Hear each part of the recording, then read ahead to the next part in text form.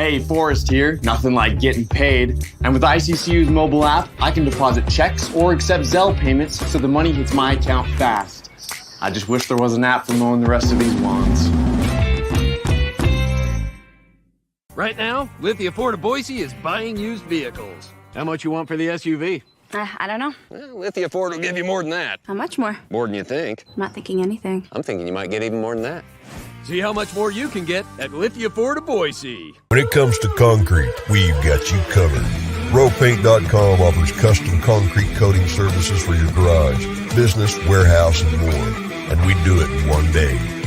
We are your complete concrete coatings solution.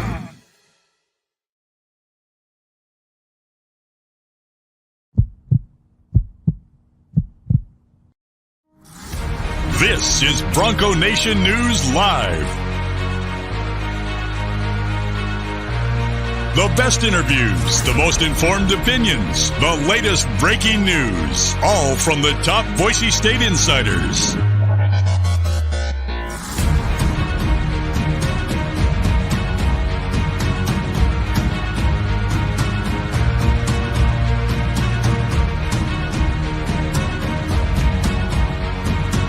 Now, here's BJ Rains with another edition of Bronco Nation News Live. Hey, happy Monday, folks. Welcome on in. A new week and a happy week for Boise State fans after the win 35-13 on Friday night over San Diego State. My name is BJ Rains. This is John Mallory, and it's Bronco Nation News Live here at BroncoNationNews.com. How's it going, Johnny? Terrific Monday, right? I mean, this was one of the great sports weekends. And first off, welcome to October, BJ. It's the greatest sports month of the year, right? Everything flying around right now. And for me personally, heck yeah, the team I cover, Boise State, wins. But there's tons of storylines that come with it. What I love, the Idaho Vandals, my alma mater, big win on Saturday night.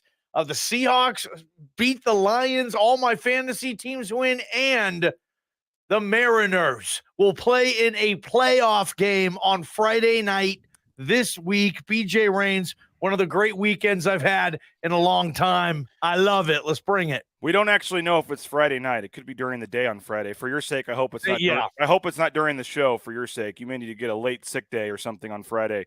But my Cardinals will be playing Friday as well. Fun time of year, and looking forward to it. If the series goes to 3 games on Sunday, I've got a 5:30 flight, and I'll be back for Game 3 on Sunday. I'm going to go take my kids on Sunday. You will go to the Cardinal playoff game on Sunday? If it's Game 3, I have tickets, yes. Oh, BJ, you son of a gun, man. Yeah, I planned ahead, man. I planned ahead, and I'll be back home all week for the bye week, and so I'll get to go to one of the Division Series games as well. I think Game 3 on next Friday. And then going to the Blues home opener actually too with my kids. So going to get a couple sports games in while I'm back in town. But yeah, going to see my family there for the bye week. But yeah, you're right, man. 2001 for the Mariners, man. I know this is a football show, but pretty cool for the Mariners and all the Seattle fans. I know we got a lot of them that watch this show. It's pretty cool. Yeah, it's a long time coming. We love this team. Friday night was very emotional. Cal Rowley with the walk-off, sending them into the playoffs. I was actually on the air for our post-game show with Prater when we saw that happen on the TV screen in the radio booth at Albertson Stadium. It was a whole kinds of electric, and then the weekend just kept going. And excited to be here on Monday. Yeah, it's Fresno State week. That's always a big deal, especially now Fresno coming off a really a shattering loss there against Jim Mora and a competitive UConn team, I guess. Don't sleep on Jim Mora, man. Mora, wow, what a job he's doing. But yeah, Fresno kind of limps in while Boise's kind of flexing his muscles a little bit. That will add some intrigue to Saturday's game, certainly. And it's always a big week. I see Bob Beeler walking down the hallway right now. He's ready to go. I'm sure he's got a little pep in his step today after the win on Friday. Hey, we are broadcasting, as always, from the Cutwater Canned Cocktail Studios. At least I am. Johnny's in the Row Paint Studios downtown. But make sure you pick up a Cutwater Canned Cocktail for your next tailgate party or sports event. Perfect for Monday Night Football tonight. Just grab a couple pre-mixed canned cocktails at your nearest grocery store or gas station. We appreciate Cutwater Canned Cocktails. So you were on the air last Friday night, Johnny. Did you see on social media or hear about Golly Guy? Nope. Have never heard that term. Okay, we have people calling for it. Golly Mafia. We have Golly, let's have a great week. I'm going to go ahead and play this for you, Johnny. I had open mic night. Maybe I thought it might be a mistake, but people ended up saying that was the best 2 minutes of the entire show. If anybody came down to the James with Coach Riddle and I, we handed them a mic and let them give their thoughts on the game, which, as you know, a live radio program or a live program handing a mic at 11:30 at night to fans that have been drinking may not always be the best idea. But we had a couple fans. They were both good. And this is about 2 minutes, but it's worth your time. This was Golly Guy here on the postgame show. Buddy, you want to give some words? We got another guy. Let's try this again. We're batting 1,000 here, Kent. Let's go one more. Come on in here, man. Give us. You got to lean over a little bit. You got a lot to live up to from the previous guest, but no cuss words for me. Give us your analysis of the game, and the mic is yours, man. And if you have a question for Coach Riddle, feel free as well. Listen, BJ, you're the man. Oh, I'm loving this guy already. You're the man as well. Loving this guy already. Golly. I'll tell you what, this offense looked great tonight. You know, they switched offense coordinator, they switched quarterbacks, they get a little mix and stuff, but golly, man, that offense rolled the ball. And as a Boise State Bronco fan, golly, I was not expecting that. I really wasn't. And down 13-0 at halftime. Unbelievable. Taylon Green. Shout out to Taylon Green. Shout out to they're loving the golly. They're loving the golly, man. No. I know it's a little old school. I know it's a little old school. You're getting roasted. No, I won't cuss. I won't cuss. I promise that.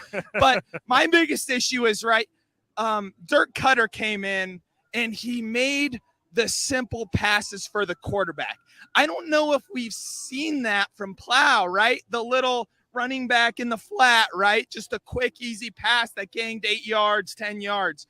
I don't know if that's the defense. I don't know if that's the offense, but it seemed like Plow never really got that going, the easy passes for the quarterback. And it really seemed like when Dirk Koetter was in there, he got those easy passes for the quarterback, which opened up the run game, right? It's just all a cycle, right? And I'm really impressed by the Boise State offense. Defense, we knew what they were going to do. The Boise State offense was very impressive tonight. I'm a big-time Boise State Bronco fan, and golly, holy moly, I'll tell you what, go Broncos! Woo! We appreciate it, man. Thank you, man. Appreciate it. Golly Guy. Was that an act, or do you think that guy was legit having some beverages and likes using the phrase golly? I think he was really focusing on not saying any other 4-letter word, that golly somehow just entered his mind, and that's what he was going to run with. And then when you started calling him on it a little bit, then he was like, oh, cool. All right. Maybe I'll keep saying golly. You should put that on a shirt or something, or he should make a shirt that says Golly Guy, wear it to the games, make it in blue and orange or whatever the case is. I loved watching Riddle's facial expression. Yeah, this guy says Riddle looks so uncomfortable. It's glorious. He didn't want to nod or shake. He was just kind of, okay, let this guy. It was good stuff, man. And that's what happens when you win. Golly Guy comes out of the woodworks, right? Comes out of the forest, and Golly Guy is excited again. And Bronco Nation should be excited, because however way Andy Avalos was able to flip this thing and get Dirk Koetter in, you saw the differences in the second half. What a second half that was. And now you just got to keep getting better. You got to build off that second half and hope to do it in the first half next Saturday against Fresno in a game I am expecting. I know there's a massive hockey game down the street, and I love it, but I'm expecting a sellout for Fresno State on Saturday night. I think they're going to get real close to it, BJ. Jeremiah Dickey, he's going to love this. The explanation here is that guy must be a vandal, according to Blue Elvis. Yeah, I mean, if he was a vandal, he's not wearing Boise State gear saying golly. Vandals don't say golly. They say other 4-letter words, man, and they're good at it. Well, yeah, we had a lot of fun. Thanks to Coach Riddle. Thanks to all of you that stopped by on the post-game show there at the James. We'll be there every home game. I don't know about Saturday. I've got to make a determination here, Johnny. The game doesn't start till almost 8 p.m., so we're talking going on the air around midnight, 12:30, so we're going to have to figure that out. You'll still be doing your post-game show, folks. We'll be you guys will tough it out, but I'm not sure if the James will even be open that late, so we got to work on that. But we'll be there pregame. You can come by pregame for sure and chat with us. But you're right, Johnny. I mean, the whole point of playing that was, the quote unquote joy has returned, as Mike Prater's column had in the Idaho Press. I mean, you think about halftime and the talk in the press box, the talk in the stands at halftime compared to what it was for Golly Guy. I mean, it was a big, big difference, man. That second half changed the outlook for a lot of things. They're playing Vidlak, they're playing Green. There's no flow on the offense. Nothing's happening. Nothing's working. And it's just like, oh my gosh, this team might really just suck. And then at halftime, something happens. They start letting Talon Green keep some of those balls and carry it instead of handing it off every time. The interception on the first play was huge by Tyreek Jones. You get the 2 straight runs and a touchdown, and all of a sudden, less than a minute into the half, it's 13-7, and you're like, all right, we got to game on. And it is just crazy to think about the feeling at halftime to the feeling after the game and the feeling now. The excitement, the hope, I guess, the optimism for the rest of the season is now back in Bronco Nation. Yeah, my takeaways from the first half, a couple of things. I thought Sam Vidlak played well. He should be encouraged. This team, this offense should be encouraged. I think he was 9 of 12, and he had the huge strike down the middle of the field. I think it was to Bowens. Correct me if I'm wrong on that, BJ. And I thought that was encouraging, right? But Talon Green stole the show. This is Talon Green's team, his offense. I don't know what Dirk Koetter, and I would trust whatever he wants to do moving forward with 2 quarterbacks or 1 quarterback. But I felt in that first half, I thought it was a conscious decision for Dirk Koetter to give Sam Vidlak a look, an extensive look, not just a series here or a series there where that's in the quarterback's head knowing, oh, shoot, if I go 3 and out, am I going to get back in? Like, that stuff comes into play with these kids. There's definitely a psychological component like there is for all of us and all of our work that we do. So I thought that was a conscious decision to give Sam Vidlak a look. He did that. Now, Talon Green, you talked about the read options. There was a couple there. And again, they say it's an easy read. It's just one quick read, BJ. That's it. Easy peasy, right? I don't think it's always that easy. And I would imagine quarterbacks would say that. And I think for the most part, Talon Green in the first half on a couple of key opportunities where he should have kept it, he gave it to George instead. And in the second half, he got more comfortable with it. So all of a sudden he starts keeping it, giving it 50-50 rate, whatever it was, whatever the defense gave you, you take it. And then all of a sudden things started to pop. I think had Talon Green had more reps in the first half, I think Vidlak got the final 5 series of the half, BJ. I think Talon got the first 3 or 4. I don't know if you charted that or not, but it was somewhere along those lines. And in the second half, he just had more time. He was more comfortable. He got into a rhythm. And when that kid gets running, there's just not a lot of defenses, certainly in the Mountain West, that can keep up with that dude, man. He is an electric runner.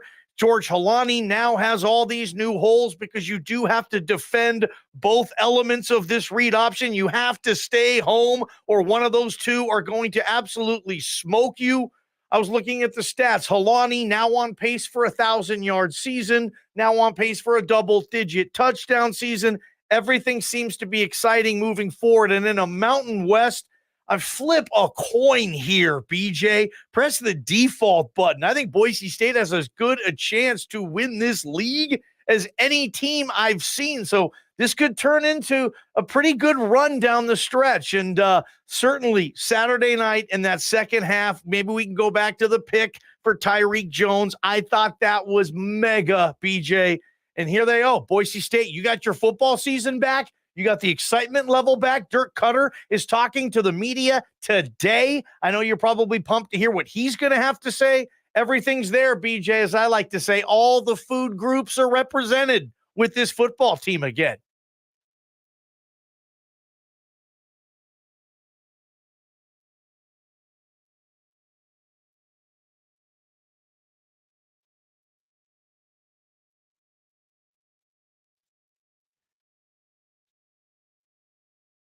I can't hear you, BJ. Speak up, man. I want to hear help if I unmuted myself. The blueandorange store.com. Check them out. the Blue and Orange store, $40 free shipping on any order over at the blueandorange.store.com. Check them out, or in the Boise Town Square Mall. And I guess I do need to go back and tell you about TCS real quick since I was muted. But whether it's the big rig on your screen or the Amazon truck in your neighborhood, go check them out. They can help you every step of the way, all the permits and things you need to get out there towing that first load in no time. So thank you to TCS and the Blue and Orange store for their support of Bronco Nation News. And Johnny, we mentioned the options here going forward now, because you had not only did you have what you said with Green running over 100, you had Helani rushing over 100, but you get 82 yards out of Ashton Genty as well, almost the first time in program history where they had 300-yard rushers. I asked Kent Riddle this on the postgame show. I mean, they only had 4 pass attempts in the second half. Is this sustainable? I mean, is this sustainable for them to literally, become Air Force almost and run the ball almost every play and win? I just think each game is its own game, its own story, its own game plan. You would probably say no, that's not sustainable. But wow, I really like this rushing attack, and good luck to Mountain West defenses for trying to stop it. I will tell you this, a great rushing attack opens up a passing opportunity. You think they're going to have a lot of deep coverage, a lot of double coverage, a lot of bracketed coverage? You think they're going to play pass defense when it's not 3rd and 8 or longer? Probably not. I think these defenses are going to now dare Boise State to throw the ball. I think he's going to get a lot of man-to-man coverage all over the place. Good for him, or zone coverage, but stuff that they can anticipate. They're going to get coverages, I would imagine, Dirk Koetter. They're going to get coverage.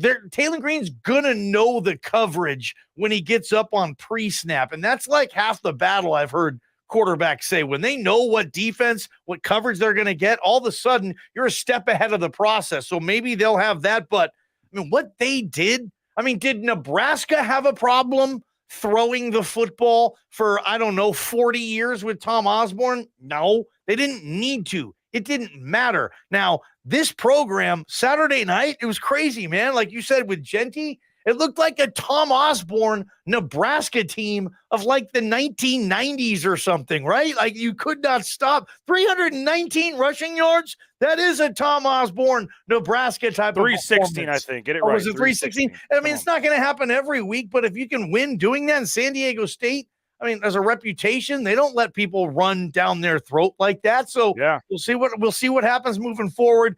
Yeah. If they do lose a game, maybe it's going to be because a defense does an excellent job stopping their rushing attack, and you put all the pressure on Talon to beat you with his arm, and then maybe you get beat. I don't think this team will run the table, but I think this team can contend to win this division and get in the Mountain West Championship game. Absolutely. Even if they don't have a dynamic passing attack, there's a lot of teams in this league right now that aren't pitching the ball around all that well either. Yeah, when I asked Kent Riddle about that, he says, does Air Force win consistently? How much do they pass? It is possible. Like you're saying, Nebraska did it for years. So it was just different, man. They had 2 straight drives where they scored a touchdown where every single play on the drive was a running play. Wow. It's just not something we're used to seeing. And I guess it was 3 if you count the 2-play drive that Talon Green had to start out the third quarter. But we got some comments rolling in. I think we'll be okay throwing the ball as long as it's not a straight drop back play action, throwing outside the pocket, the way to go.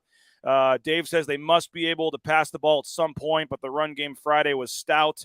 Let's see. Clint says, love seeing Talon using his legs, but at some point offensive line has got to block so he can set his feet and be able to throw the ball. Excited, but need to get the pass game going. Offensive line got in a good rhythm and proved they can run block in the second half. And then Cody would like to see the pistol with Sam and Talon in the backfield. That is, Dirk does have some experience with the pistol, right? What, Sam and Talon? He wants to see both quarterbacks in the same maybe backfield? He means Talon and that'd be interesting. I don't want to see that. No. I don't. That's too. The pistol though. The pistol with Talon and the running backs. I could see the pistol. I almost want to feel like we saw that. There was not any shotgun pistol where the quarterback in shotgun had a running back behind him. I thought we saw that. Also, throw in the fact I haven't looked at the game book. I need to. But Tyler Crow was in a lot, and he was playing this fullback shotgun role. He had some key blocks, and all of a sudden they're finding roles here. I like that formation that Koetter is using there, where it's a shotgun 2-back split back seam. It feels like so many options that they can work with on that. And Tyler Crow is a lead blocker. I mean, that guy gives 110%. Tough kid. I saw a couple of key blocks Tyler Crow made. So I like the way this offense is evolving, but I don't need to see Talon Green and Sam Vidlak in the backfield together. If we couldn't see Bachmeier and Green, we're not going to see. I don't need to see that. Yeah. Again, Sam Vidlak showed me what he needed to show me. He can complete passes in there. The rocket arm that we've seen for a year now. Now you can see it in games a little bit. That deep play, like I said, was nice. And if something does happen to Talon, he does move around a lot. Maybe there are some injury risks there. Sam can come in and not completely screw the whole game up. Maybe that's our takeaway. But I think we don't expect to see, if Talon Green's healthy, unless it's a blowout, I don't think we expect to see much of Sam Vidlak moving forward, right? Agree with you 100%. I don't think there's a reason to. I really don't. So, and then you just start playing that game, and it's just weird. I just think Dirk wanted to give Vidlak a consensus look there. And Talon Green went in the second half and said, Coach, I'm your guy. And I think everybody saw that.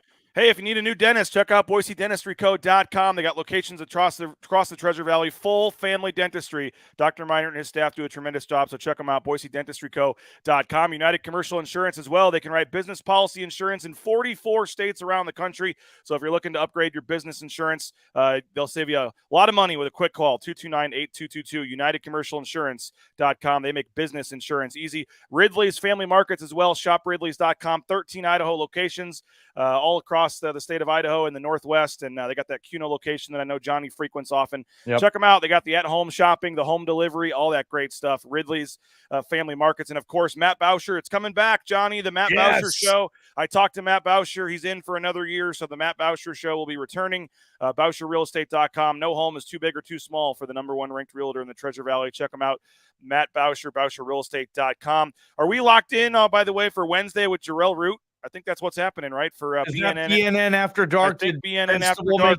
Venable make that happen, yeah. You know Jarrell Root pretty well, right? I would assume that you would have a ringing endorsement of what that show could turn into. Jarrell Root is a social legend in Boise. He really is. And he's a hell of a defensive line coach at Capitol High School. I've been told he's one of the best assistant coaches in the state, and he is a lot of fun. And you are lucky. You're getting Jarrell Root at 8 p.m., and not 11 p.m. I'll tell you that much. It's going to be a fun show. Who doesn't love Jarrell Root? I've been at fantasy football drafts and witnessed him. He can throw him down. Yeah, you're right. Probably 8 is probably better than 11. But he's a great guy. And looking work night. He's coaching, but I didn't want to throw him under the bus, but I'll just say I've seen him having fun at a fantasy football draft or two, and he can get after it. But he's going to have some great stories, I would think. I think he's going to be great. I talked to Richie Brockle, by the way, in the press box. I think he played that 2009 season with Winston. I think he's going to join us at some point. And then I think Hunter White's working on Austin Pettis too, man. I think Austin Pettis is going to be on in the next couple of weeks as well. So we're having fun on BNN After Dark with Johnny and Winston. And I knew Johnny was in a good mood today, but I forgot that I paid him on Saturday. Payday arrived, so you had to bring it today for the new month, man. But I appreciate you. Go ahead. Just a lot to be excited about right now. October, bring it. I love this month, man. You mentioned it too. You're going to the St. Louis Blues opener like next week. Like think season about opener. That. Yep. We got the NHL coming back. My Kraken hockey here in Boise. Like October, you just can't beat it, man. The reason, Tuesday, Wednesday, Thursday in October, you still have great games going on. Baseball playoffs, hockey stuff in the beginning of the season there. College basketball's even practicing and scrimmaging and stuff. It's a fun month, man. What do you make about this game Saturday? And obviously Nate says protect the milk can. That's obviously a big deal. Mm-hmm. But Chris is asking any word if Hainer will play or not. This game lost a little bit of its luster when Fresno State went and lost to UConn, Johnny. I know you mentioned it earlier, the fighting, Jim Mora's, and he's doing some things there. But to lose at UConn, now Fresno State flies all the way back, then has to turn around and, come to Boise to play Saturday night. I agree with you that it's a 7:45 Saturday game. You have all day to tailgate, plan your day. You're not hurrying there after leaving work early at 4:30 and trying to get into the stadium on a Friday night game like last week. I think the crowd's going to be full. I think it's going to be amped up, juiced. I think they saw what they got the excitement back. I mean, as bad as it's been for most of this season, Johnny, they're undefeated in Mountain West play, and there's not a team on their schedule that you'd look at and go, they can't beat them. Air Force, I think, will be a tough game coming up in 2 weeks on the road. But, I mean, they went and lost to Wyoming. So, I mean, anything can happen in this league. But what do you make of, this says, Cody says, Hainer may play but won't be healthy, and that's huge. Kurt's already saying Hainer is out. I haven't seen any official word. Maybe it already came this morning. I don't know if you have, but no, I haven't seen that. Jake Hainer hasn't played in a couple of weeks, but just your thoughts on this game Saturday now and the implications. We said going in, this 3-game stretch was kind of make or break their season. San Diego, Fresno, and Air Force, and now they're 9-point favorites against Fresno for Saturday night. Yeah, I mean, they were 6.5 against San Diego State. I thought that spread was preposterous, BJ. I couldn't believe that spread. Now it's 9.5, and I can believe this a little bit, especially with Hainer out. That's Fresno's missing piece. Fresno is Jake Hainer. You saw what Kirby Moore was trying to do without Hainer as an offensive coordinator. Nothing was working. And Jim Mora is a damn good football coach. He can scheme. He's getting things going there in Connecticut, I guess. And he caught Fresno State, and they got caught. That's a long trip, like you said. I don't even know. Like, if I'm a diehard Fresno fan, why are we flying across the country to play UConn? Let's just place. I mean, we can't find anybody closer in the G5 or independent. Why are we doing this game? Why are we doing this to ourselves? Like, there's no money over there in Connecticut. This isn't helping anyway. So I would be mad at that. You never know, though. We see this every week where one team looks awful and the sky is falling. The season is over. What are we going to do except fire everybody? And then the next week they come back and they play really good and they win. Where have we seen this before? It just happened in this town with Boise State, from UTEP to San Diego. It happens. So am I thinking that Fresno is going to play on the blue the same way it did against UConn? Hell no. No. They could play entirely different. You never know. So, I mean, and Boise State, Fresno, it's kind of one of those games, regardless of the records. You always kind of, your eyes open a little bit more when it's Fresno, and I think vice versa for the Bulldog fan base. So this game doesn't need anything there. I just think for Boise State fans right now, I mean, no one's going to be ranked in this league. You just want to survive and advance every week and put yourself in the best position to win. And, Boise State, I think, should be about a 10-point favorite in this game, and they are. And hopefully they win this sucker. And then after that, BJ, it is bye week and then at Air Force. So this season, they just keep getting bigger. These games do. And I think I expect Boise State to win on Saturday night, but who knows, man? So, I mean, I think last week when they were 2-2, Johnny, there were a lot of people saying not sure they'd even get to a bowl game. Yeah. Can they get 6 wins? 7-5 is the ceiling of this team. Now you have the second half you did the other day. They win that game. You combine that with how the rest of the Mountain West, as we've said, is not that good. Is it back to Mountain West title or bust here? I mean, are the expectations, you think, back now to there's no reason why they shouldn't win the Mountain Division, win the Mountain West Championship? I mean, I think they have playing the two top teams on the other side these last 2 weeks. You just beat San Diego State. They're a mess. They fired their offensive coordinator. Yep. Fresno looks like without Hainer, and I don't know, Hainer may come back at some point, but it may be too late for them to get to the championship game. San Jose State and UNLV both look decent on the other side, but is it back to the expectations that they were before the season? That'll be the league here. Too. Yeah, because I think if this team wins this league, I don't care what their record is. I don't care that they're not ranked. I don't care what the stats compute. They're good at this or bad at that. If they, fill their goals, okay, which it says right there in the team room, win a Mountain West championship and a bowl game with class, integrity, and what's the other one? Academic excellence. Academic excellence. Yeah. I think if they do that, then this fan base, especially when you have a program on a down year, and you can still win the league. Maybe you can remember this as a KU basketball fan. Like, it wasn't your best team. You had major flaws, but you were still able to win the Big 12. Like, hey, calm down here. You just won a league championship.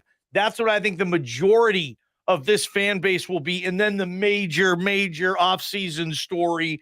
I mean, gosh, I can't even imagine how big of an offseason story this is going to be, but it's going to be Andy Avalos. How the hell do you convince Dirk Koetter to stay and be a part of this thing. And not going to say Taylor Taylon Green. Yeah, right. I mean, that BJ, that's another one too. You're right. right. NIL money nowadays, man, in the transfer portal, you got to re-recruit every player on your current team in addition to the others. So it's going to be very interesting. We'll be listening 3 to 6 today. You and Mike Prater will be talking about it, Johnny, all week, 3 to 6 with JP, Prater, Bob, the whole gang over there. You can listen 95.3 FM, 1350 AM, the KTIK app, the KTIK.com website as well. You can do the download the podcast version. That's what I do and enjoy listening to the show on podcasts later in the day. So, Johnny, appreciate your time as always, man, and we'll be listening today. See you at the press conference today. Yeah, that'll be fun. Dirk Koetter, you guys will have all that sound as well. Dirk Koetter making his debut with the media today. We'll hear from Andy Avalos, Spencer Danielson as well. That starts around 1 o'clock, and we'll get the video up on BroncoNationNews.com as well. Have a great day, everybody. We appreciate it. Thanks to all of our great sponsors, Lithia Ford of Boise, ICCU, RopePaint.com, and yes, the Seattle Mariners and the St. Louis Cardinals will be meeting October 28th in Game 1 of the World Series. We would both have to find a way to get there one way or the other. You can stay on my couch in St. Louis, and I'll stay with you somewhere in Seattle, and we'll make it happen if that actually happens. But 100%, we got to have a good day, happen. man. Appreciate it. We'll see you down at the presser. Bronco Nation News Live, BroncoNationNews.com. We'll talk to you later. Have a good day, folks.